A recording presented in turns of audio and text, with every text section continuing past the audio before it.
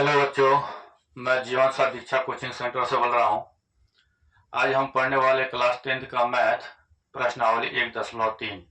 इसके पहले हम लोग जो है प्रश्नावली 1.2, 1.1 जो है पढ़ चुके हैं। आज पढ़ेंगे प्रश्नावली 1.3। ठीक है, तो आइए यहाँ पे हम प्रश्नावली 1.3 का पहला क्वेश्चन यहाँ पे नोट करके रखे हैं।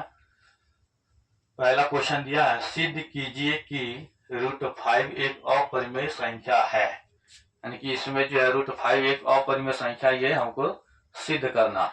ठीक है, तो हमको तो पता है √5 एक अपरिमेय संख्या है। ठीक है, √2 जो है वह भी अपरिमेय संख्या है, √7 जो है वह भी अपरिमेय संख्या है। आखिर ये अपरिमेय संख्या क्यों है? क्योंकि ये रूट से कभी बाहर निकलेगा ही नहीं। ठीक है, तो जो रूट से बाहर नहीं निकलेगा, ठीक है, तो वो अपरिमेय संख्या होता है, जिसे p/q के रूप में हम जो है नहीं लिख सकते हैं। जैसे √7 हो गया, √2 हो गया। ठीक है, ये रूट से कभी भी बाहर नहीं निकलेगा। ठीक है, इसलिए ये अपरिमेय संख्या है। ठीक है, तो इसको जो है √5 जो एक अपरिमेय संख्या है, इसको हमको सिद्ध करना है। ठीक है, तो सिद्ध करने के लिए सबसे पहले हमको जो है इसको मानना पड़ेगा। ठीक है,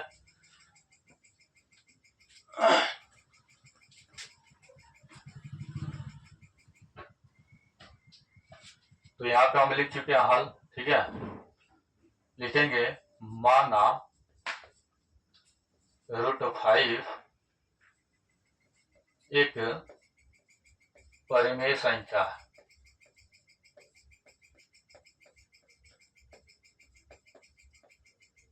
ठीक है, √5 जो एक अपरिमेय संख्या, लेकिन इसको सिद्ध करने के लिए हमको इसको मानना पड़ेगा। माना कि √5 एक परिमेय संख्या है। ठीक है, और परिमेय संख्या जो है तो √5 को जो है हम p/q के रूप में हम लिखेंगे। ठीक है, क्योंकि परिमेय संख्या को p/q के रूप में लिखा जाता है जहां p और q कोई पूर्णांक है। तो इसको हम यहाँ पे लिख देंगे कि जहां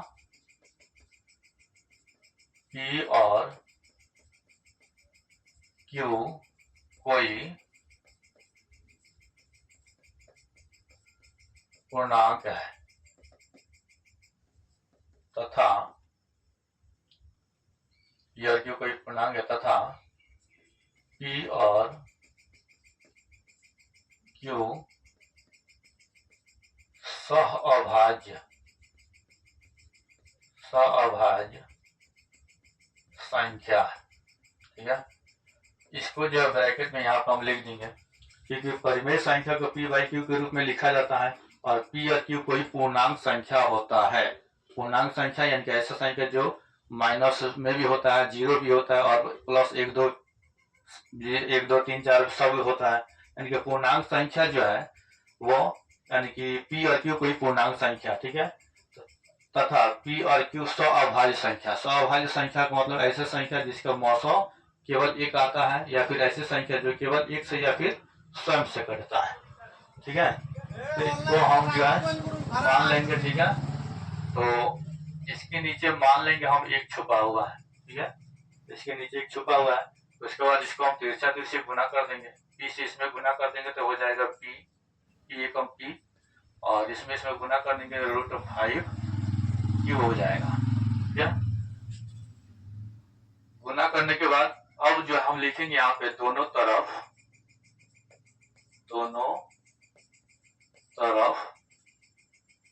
वर्ग करने पर, दोनों तरफ वर्ग करने पर, वर्ग जब करेंगे तो p का स्क्वायर कर देंगे और √5 q जो है इसका भी स्क्वायर कर देंगे। ठीक है, तो जब स्क्वायर कर देंगे तो p का स्क्वायर करेंगे, दो बार गुना करेंगे तो p स्क्वायर हो जाएगा। ठीक है, √5 q स्क्वायर, इसको जब दो बार गुना करेंगे तो क्या हो जाएगा, तो 5 q स्क्वायर हो जाएगा। कैसे हो जाएगा, तो √5 को गुना कर देंगे √5 से तो 5 निकल के आ जाता है। क्योंकि ठीक है, अगर ऐसे भी समझ में नहीं आता तो ऐसे गुना कर दीजिए, √5 को √5 से गुना कर देंगे तो 50 √25 हो जाता है, और √25 यानी कि इसका जब वर्गमूल निकालेंगे तो 5 निकल जाएगा। ठीक है, तो √5 से गुना करने पर 5 हो जाता है और q स्क्वायर, तो यहाँ पे 5 q स्क्वायर हो जाएगा। ठीक है, इसको मिटा देते हैं।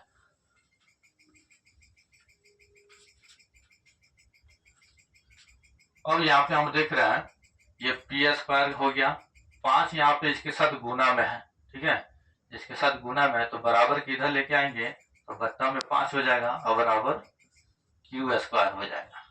ये हमारा समीकरण 1 हो गया। तो अब हम यहाँ पे देख रहे हैं समीकरण 1 में क्या देख रहे हैं, तो यहाँ पी स्क्वायर 5 से विभाजित है। यहाँ पी स्क्वायर क्या है, 5 से विभाजित है, तो पी भी 5 से विभाजित होगा।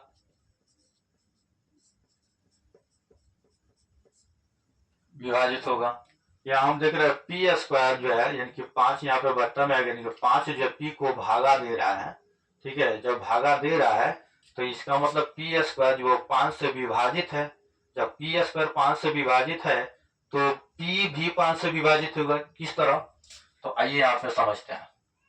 जैसे कि मान लीजिए पी की जगह हम 5 स्क्वायर लिख दिया, तो 5 स्क्वायर जो है वो 5 से विभाजित है, क्योंकि 5 स्क्वायर करेंगे तो ये हो जाएगा 50, 25, 5 को 2 बार गुना करेंगे तो 25 जो 5 से विभाजित है कि नहीं है। तो जब 25 5 से विभाजित है तो इसका मतलब होगा 25 जो 5 से कट जाएगा, विभाजित है, इसका मतलब 5 जो है वो भी 5 से विभाजित हो जाएगा, कट जाएगा नहीं। तो वही चीज है, यदि पी स्क्वायर 5 से विभाजित है, पी स्क्वायर 5 से विभाजित है तो पी जो है पी भी 5 से विभाजित होगा। यही जो हमको समझना है, ठीक है। उसके बाद जो है हम आगे बढ़ते हैं। अब जो हमको इसी तरह एक संख्या अपने से लेकर के मानना पड़ेगा, ठीक है, मान करके एक संख्या और हमको सिद्ध करना। तो यहाँ पर हम लिख देते हैं माना p बराबर 5m रखने पर, p बराबर 5m रखने पर, यानी p की जगह पर, यानी कि p की जगह पर अगर हम 5m रखते हैं तब क्या होगा। तो p की जगह पर 5m रखेंगे तो p यहाँ पे दिया है पी स्क्वायर बट्टा में 5 और बराबर में इधर क्यू स्क्वायर दिया है। तो p के जगह हमको 5m रखना है, यहाँ पे 5m अगर हम रख देते हैं, ये स्क्वायर तो है ही है, तो स्क्वायर कर देंगे, बट्टा में 5 कर देंगे और बराबर में ये क्यू स्क्वायर, ठीक है।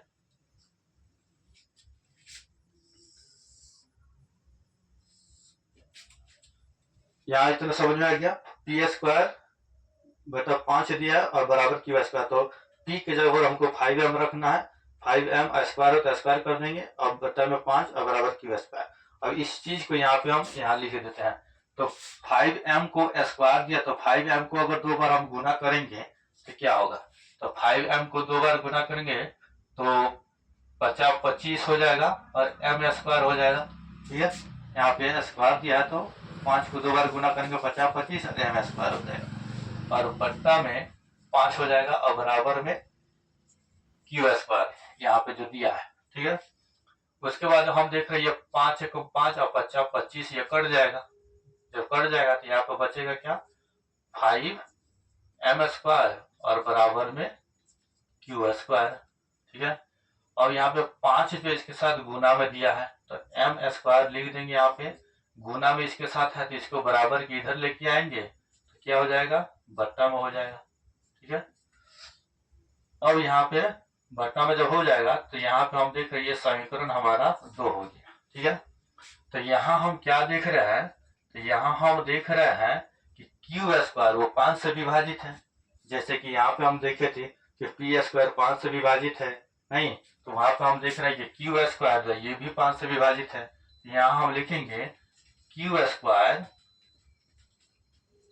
5 से विभाजित है तो क्यू भी 5 से, यानी कि क्यू भी 5 से विभाजित होगा नहीं। पी स्क्वायर 5 से विभाजित है तो क्यू भी जो 5 से विभाजित होगा। और जब क्यू भी 5 से विभाजित होगा तो इसका मतलब है कि यहाँ पर हम लिखते हैं समीकरण 1 और 2 में, समीकरण 2 में हम क्या देख रहे हैं, समीकरण 1 और समीकरण 2 में देख रहे हैं कि P और Q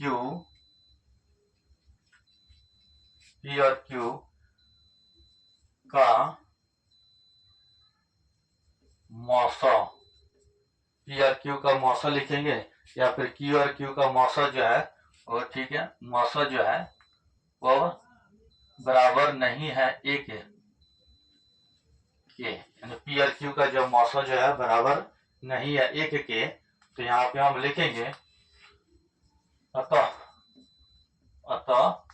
हमारा मानना गलत है। क्या मानना गलत है? यहाँ पे जो हम माने थे कि √5 एक परिमेय संख्या है, तो वही चीज यहाँ पे लिखेंगे, अतः हमारा मानना गलत है कि √5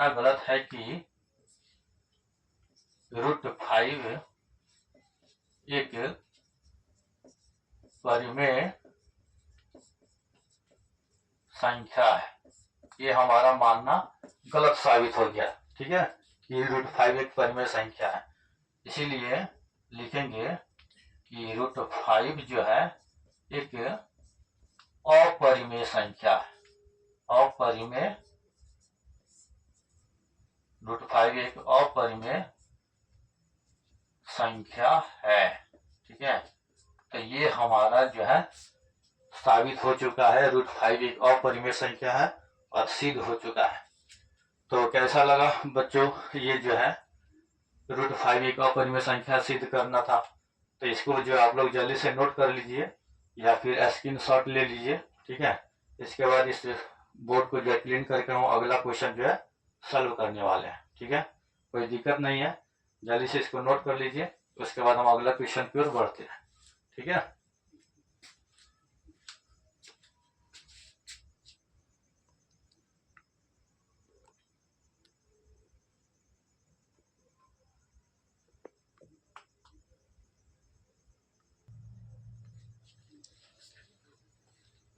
यहाँ जो बच्चे लिखे हैं थोड़ा सा यहाँ पे देखिए, मौसम समीकरण एक और P और Q का मौसम जो एक नहीं है, यहाँ पे लिखेंगे एक के बराबर नहीं है, ठीक है। यहाँ पे थोड़ा सा देख लीजिएगा।